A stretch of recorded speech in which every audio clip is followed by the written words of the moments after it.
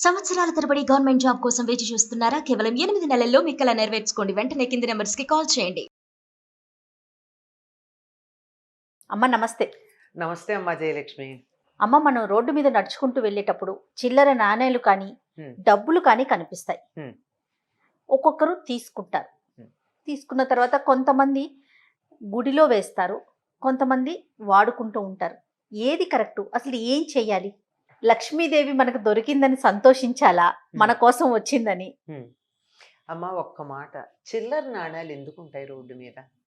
ఎవరో పడేసుకుంటారు. బై ఎలా మిస్టేక్ పడేస్తారు? పడిపోతారు. కాదు. 100కి 90% చిల్లర నాణాలు, 90% ఆ, చిల్లర నాణాలు మనకి రోడ్ల మీద కనపడ్డాయి అంటే ఎవరైనా శ్మశానానికి తీసుకుని వెడుతూ వాళ్ళ మీద చల్లినవి అయి ఉంటాయి. 90%. 90%. ఓ, ఎందుకంటే అలా చల్లుకుంటూ పెడతారు మరమరాలు, పువ్వులు, ఆ, ఆ. ఈ చిల్లర నాణాలు అవునవునవును. ఇవి చల్లుకుంటూ పెడతారు. అది మన దాకా వచ్చింది అంటే అంతకుముందు ఎవరో దాన్ని చూసి కూడా తీసుకోలేదని అర్థం. ఆ, లేదు మనమే ముందర చూసామనుకున్నా అనుకున్నా. అసలు పరిస్థితి ఏమిటో చూడండి. అటు ఏదన్నా అటు వెళ్ళే దారా, ఆ, శ్మశానానికి తీసుకెళ్లేటటువంటి దారా, లేదా పక్కన పూలు లాంటివి మరమరాలు లాంటివి కూడా ఉన్నాయా ఉమ్, చూసుకుని అవేవి లేవు అనుకున్నప్పుడు మాత్రమే దాన్ని తీసి దేవాలయంలో వేసేయండి. అది ఎందుకు వాడుకుంటాం? ఉమ్, పైగా ఒకవేళ అది కాదు, ఉమ్. అక్కడక్కడ అది కాని పరిస్థితి కూడా అవునవును ఉంటుందన్నాం కదా. కదా. ఆ, అట్లాంటప్పుడు ఏమవుతుందంటే నాదే అనుకుందాం, నేను పడేసుకున్నాను ఆ, చిల్లర, ఆ. నేను బాధపడతానా అన్నది పోయిందని? ఖచ్చితంగా బాధపడతారు కదమ్మా. ఆ డబ్బులు మనకి దొరికినవి ఏవైతే ఉన్నాయో వాటితో పాటుగా పోగొట్టుకున్న వాళ్ళ వేదన కూడా ఉంటుంది దాని మీద. దాని మీద. ఫలానా వాళ్ళ అయ్యో నాది పోయింది, నాది పోయింది నేనే అనుకుంటాను, ఎవరో ఒక్కర్లేదు, నాది. అవునవును. ఆ, నేనే అనుకుంటాను అయ్యో నా డబ్బులు పోయినాయి, ఏమైనాయో ఏమైనాయో అని. ఆ, ఆ ఆవేదన ఏదో ఉంది కదా. మరీ నాకేమీ దీంతో ఆస్తి అంతా పోయింది, నాకు ఇంకెందుకు పనికి రాకుండా పోయాను అన్నది కాకపోయినా కనీసం ఒక్కటి పోయినా బాధే అనిపిస్తుంది కదా. అట్లాంటప్పుడు ఆ ఆ దొరికినటువంటి నాణ్యం వెనకాల పోగొట్టుకున్నటువంటి వారి యొక్క బాధ ఉంటుంది. అవునమ్మా. మనకి వారు ఎవరో తెలియదు కదా. తెలీదు. అట్లాంటప్పుడు ఇది ఎవరిదో ఆ పుణ్యం వాళ్ళకే రావాలి అని చెప్పి దేవుడి దగ్గర వేసామనుకోండి, ఆ, ఇప్పుడు వాళ్ళకి ఆ వేదన ఉండదు, పోగొట్టుకున్న వాళ్ళకు కూడా హాయిగా ఉంటుంది, ఒకళ్ళకి సంతోషం కలిగించిన పుణ్యం మనకు కలుగుతుంది. ఆ రూపాయి అందులో వేసిన పుణ్యం రాదు మనకి. అవతల ఈ రూపాయి అవతల వ్యక్తి ఎవరిదో వాళ్ళ పేరున వేస్తున్నానన్నామే, ఆ. ఈ పుణ్యం ఏదో వాళ్ళకి ఎడుతుంది కదా. ఆ వాళ్ళకి పుణ్యం ఇచ్చిన పుణ్యం మనకి లభిస్తుంది తప్ప వేరేది కాదు. కానీ అందువల్ల ఆ, దొరికితే ఎవరిదో వాళ్ళకి చెందుగాక అని చెప్పి వేసేయడం మంచిదమ్మా. కాదమ్మా. ఆ, మరి లక్ష్మీదేవి కదా, ఆ, డబ్బులో మనము ఆ, లక్ష్మీదేవిని చూసుకుంటాము. అవును. ఆవిడ కోరి మన దగ్గరకు వచ్చింది అని భావించకూడదంటారా? మనం సంపాదించుకున్న వస్తోంది కదా, అయినా గుళ్ళో వేస్తున్నామా లేదా? వేస్తున్నాం. వద్దనుకుని వేయటం లేదుగా. కాదు. ఉమ్, అవునమ్మా. ఆ, ఈ లక్ష్మి ఒకళ్ళు పోగొట్టుకున్న లక్ష్మి నాకెందుకు, నా లక్ష్మి నాకు కావాలి. అందువల్ల ఎవరి కష్టార్జితం అయ్యి ఇక్కడ పడిందో ఈ ఫలితం వాళ్ళకి వెళ్ళాలి అని మనం అనుకోవడంలో మన సద్బుద్ధి ఉందంటే. ఉహు. మనకి సద్బుద్ధి తాలూకు ఫలితం లభిస్తుందే తప్ప వేరేది కాదు. చాలు మనకెందుకమ్మా ఇంకొకరి ఏదైనా ఆ, సరే, ఆ. ఇంకొకళ్ళది ఎందుకు. ఇది డబ్బులు కాకుండా వస్తువులు అనుకో, డబ్బులైనా ఏం చేయాలంటే దాన్ని ఎప్పుడూ కూడా నిరాదరించటం కానీ తొక్కుకుంటూ వెళ్ళడం కానీ చెయ్యం గనక అవును. ఆ దృష్టితో తీసుకుని వెళ్ళి అక్కడ వేయడం మంచిది.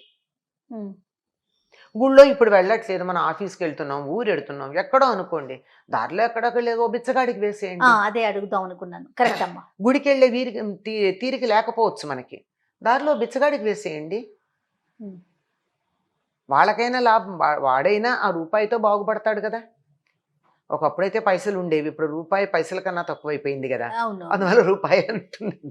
అట్లాంటిది ఇది. డబ్బులు కాకుండా ఇంకా వస్తువులు ఉంటాయి. ఆ, ఏదో నగ, ఓ బంగారం ఆ, గొలుసు దొరికింది, అది కూడా దొరుకుతాయి కదా. అవునవును.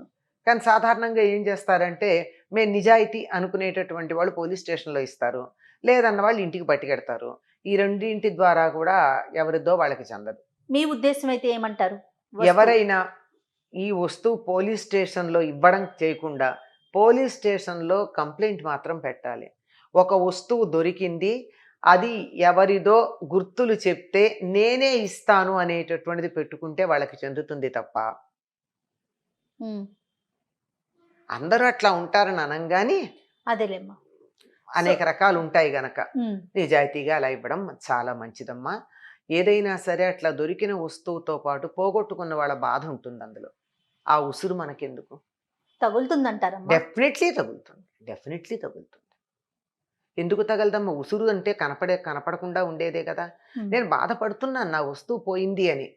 అది పెట్టుకున్న వాళ్ళ దగ్గర ఉంటుందా ఉండదా ఈ బాధ? దాంతో పాటు వస్తువులు కూడా దే క్యారీ ద ఫీలింగ్స్ కదా. మనం అది చూడలేకపోతాం. చూడలేం. మనుషులనే గనక. చూడగలుగుతాం, మనుషుల భావాలనే చూస్తాం. కానీ మీరు అన్నట్లుగా హ్మ్. వస్తువులో కూడా ఎదుటివారి యొక్క సంతోషము ఉంటుంది, బాధ ఉంటుంది అనేది మనం చాలా ఆలోచించలేకపోతాం మందికి కదా. తెలియదు. తెలీదమ్మా. తెలియదు అది. మీకు ఉదాహరణ చెప్తామమ్మా.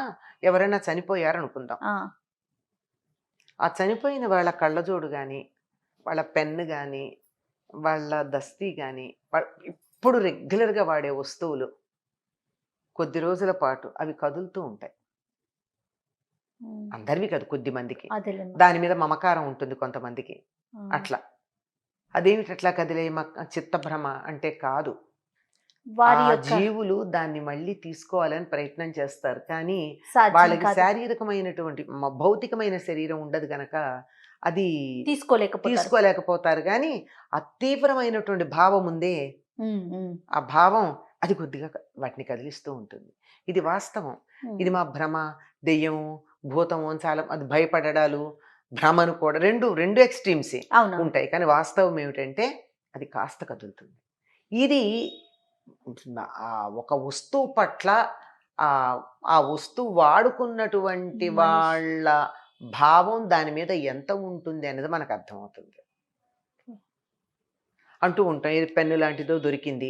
ఈ పెన్నుతో రాయడం మొదలుపెట్టాక నాకు అసలు ఎంత బాగా వస్తున్నాయో భావాలంటారు కొంతమంది. ఆ, లేదు, ఇదిగో ఈ దరిద్ర పెన్ను దీంతో రావట్లేదంటాం. ఆ, పెద్ద దరిద్రం కాదు.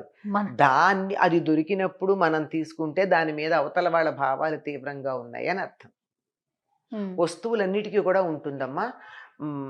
అంత కూడా అక్కర్లేదు. వాడే తీరును బట్టి కూడా ఒకళ్ళు వాడే వస్తువు వాళ్ళకు ఉపయోగపడ్డట్టు మనకు ఉపయోగపడదు. ఇంకొకరికి ఉపయోగపడదు. అవునమ్మా. ఇప్పుడు మామూలు బాల్ పెన్లకు అంత తేడా తెలియదు. కానీ ఒకప్పుడు పాళీలు ఉన్న పెన్నులు ఉండేవి కదా, అవునవును. సిరా పోసుకునే పెన్నులు. ఆ పాళీ ఒకళ్ళు రాసినట్టుగా ఇంకోళ్ళు రాయడానికి కుదిరేది కాదు. అవును. ఒక్కొక్కళ్ళు రాస్తే అసలు రాత వచ్చేది కదా. ఆ పెన్ను ఓనర్ ఎవరున్నారో వాళ్ళకు కుదిరేది. ఉమ్, ఏమిటంటే ఇది భౌతికంగా చెప్పుకోవాలంటే అలవాటు. నిజానికి కనపడనటువంటి ఇమోషన్ దాంతో ఉంటుంది. ఇమోషన్ ఉంటుంది. వస్తువులు కూడా మనం ఆ కోణంలోనే చూడాలి. అమ్మా మనకు ఆ పద్ధతి ఉందమ్మా. ఆ, మనకి తప్పనిసరిగా సంక్రాంతి అయ్యాక కనుమ రోజున ఏం చేస్తాం మనం? వస్తువులన్నిటికీ అన్నిటినీ పూజ చేస్తాం అవును. కదా. నాగల్ని పూజ చేస్తాం, కాడిని పూజ చేస్తాం, బండిని పూజ చేస్తాం అవును. కదా. బండికి ఉండే కాడి, ఉమ్, ఉమ్, ఆ వెనకాల తొట్టె ఉంటాయి కదా, అవి నాగలి, వీటన్నిటినీ పూజ చేస్తున్నామా లేదా? ఇక్కడైతే దసరాలకి దీపావళికి కార్లు, ఆయుధ పూజ చేస్తాం. కార్లు, తర్వాత బండ్లు. స్కూటర్లు, వీటన్నిటిని కడుక్కొని పూలు పెట్టి అన్ని పూజ చేస్తామా లేదా? ఒక ఆయుధం కూడా చక్కగా వాడాలి అంటే, అది మనకు పనిచేయాలి అంటే దాని పట్ల కూడా మనకు గౌరవం ఉండాలి. సో దీన్ని బట్టి వస్తువులు అంటే మనం డబ్బును కూడా అలానే చూడాలి. అంతే అంతే. కదమ్మా. నాణేలే కావచ్చు, కాయిన్సే కావచ్చు, లేకపోతే నోట్లే కావచ్చు, నోట్లే ఏదైనా కావచ్చు. కూడా ఆ. అది వాడిన మనిషి యొక్క భావం మంచి చెడు అంటే భావం అనేది దాని మీద ఉంటుంది. కొంచెం ఉంటుంది. కొంతమంది తీవ్రంగా ఆలయాల్లో వేయటం, లేదంటే ఎవరైనా లేని వాళ్ళకి మనం ఇచ్చేసేయడం. ఇవ్వగలిగితే ఇచ్చేయటం మంచిది. ఇచ్చేసేయడం.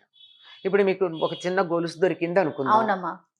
మీకేమో అది రోడ్డు మీద కాలికి తగిలింది బంగారం. ఆ, తప్పనిసరిగా ఖచ్చితంగా మీరు తీసుకుంటాం. అన్నట్టు లక్ష్మి ఇంటికి తెస్తాం. పెట్టండి, కడిగేసి దాన్ని శుభ్రంగా పాలతో కడిగేసి దేవుడి దగ్గర పెట్టండి. ఉమ్, ఎవరన్నా బీదవాళ్ళు పెళ్లి చేసుకుంటున్నామంటే వాళ్ళకి ఇచ్చేయండి, ఉంచుకోవద్దు. ఉంచుకోవద్దు. సరే, ఉంచుకుంటే బంగారానికి పెద్ద దోషం లేదని అంటారు. అది రెండో పక్షం. ఓకే. సాధారణ నియమం మీరు చెప్పేదైతే మాత్రం ఎవరికైనా లేని వారికి లేని ఇవ్వమంటారు. వారికి ఇచ్చేసేయండి, లేకపోతే గుళ్ళో అమ్మవారికి ఇచ్చేసేయండి. అది ఎలాగో మనం అనుకుంటాం కదా, ఎప్పుడో గుళ్ళో దేవుడికి ఏదో చెయ్యాలని. చెప్తున్నాను, ఆ. అట్లా చేయడం కానీ మీరు అన్నట్లుగా ఆ భావన ఎంత తృప్తిగా ఉంటుందో ఆ, కదమ్మా. అవును. తప్పకుండా. నాకు నీకు ఇచ్చేటటువంటి అవకాశం ఇచ్చావు, నాకు ఇది దొరికింది, నీకు సమర్పించే అవకాశం ఇచ్చావు, ఎవరిదో నాకు తెలియదు, నా చేతుల మీదుగా నీకు ఇస్తున్నాను అమ్మా లేదా అయ్యా, ఇంత అవకాశం ఇచ్చావని నమస్కారం చేస్తే అయిపోతుంది. సూపర్. థ్యాంక్ యూ అమ్మా. Thank you. నమస్తే. నమస్తే అమ్మా. ఈ వీడియో కనుక మీకు నచ్చినట్లయితే లైక్ చేయండి, షేర్ చేయండి. మరిన్ని వీడియోస్ కోసం మా ఛానల్ని సబ్స్క్రైబ్ చేసుకోండి.